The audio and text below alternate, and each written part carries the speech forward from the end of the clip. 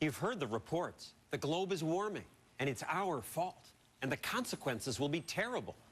But you should know there is another side to this story, and scientists who've tried to tell it are often threatened, which makes me say, give me a break. The world is heating up fast, and we have ourselves to blame. Global warming is real, and we humans are almost certainly the cause.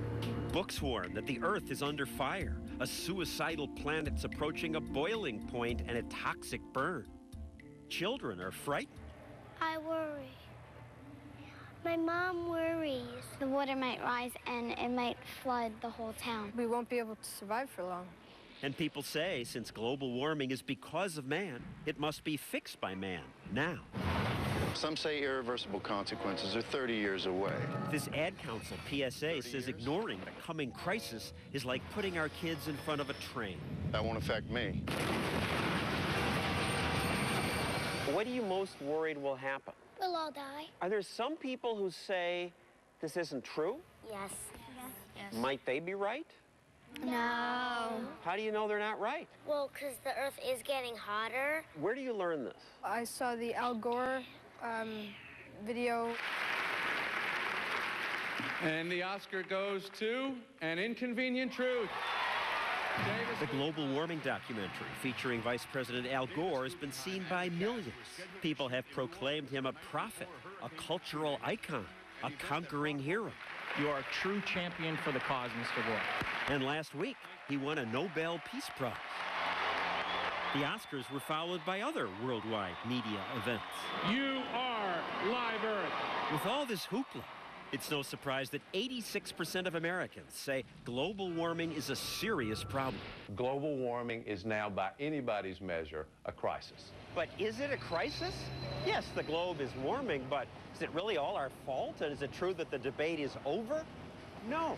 What you think you know may not be so.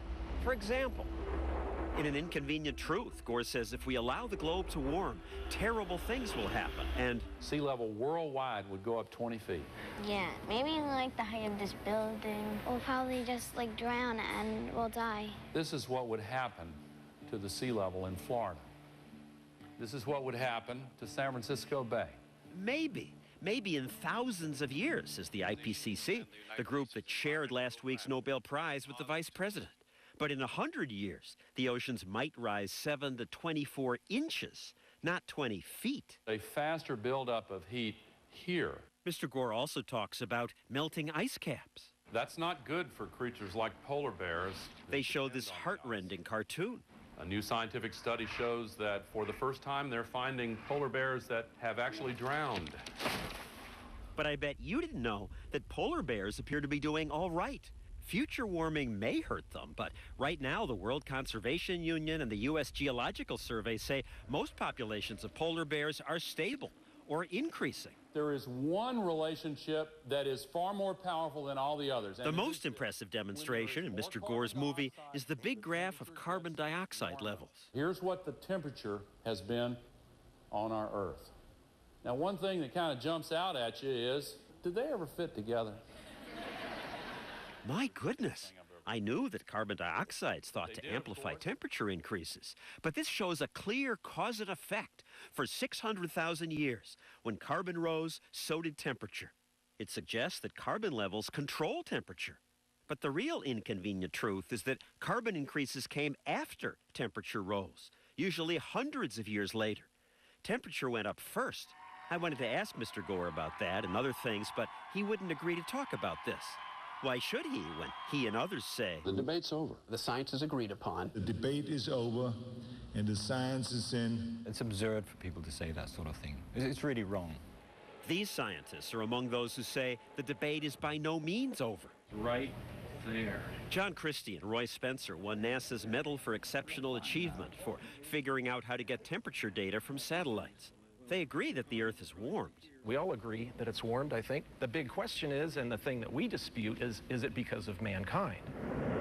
Climate changes, they point out. It always has, with or without man.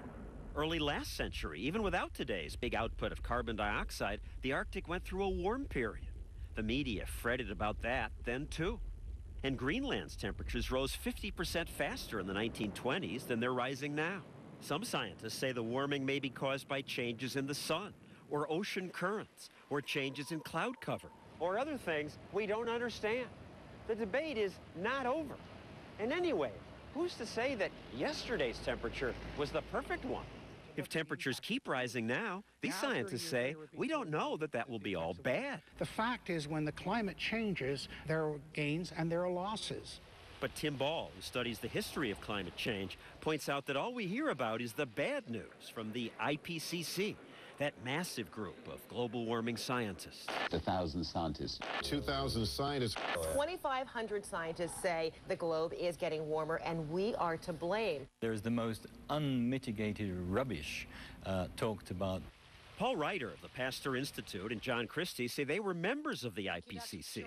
That so-called group of scientists, they say, is not what people think it is. The IPCC is the Intergovernmental Panel on Climate Change. It is governments who nominate people. You'll find in many chapters that there are people who are not scientists at all. Who are they? They were essentially activists.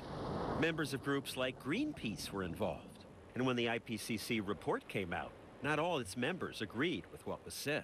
We were not asked to look at a particular statement and sign our names to it at all. I got very frustrated and I resigned. But the IPCC still listed Ryder as part of the so-called consensus. I contacted the IPCC and said, look, I've resigned. I don't want to have anything more to do with this.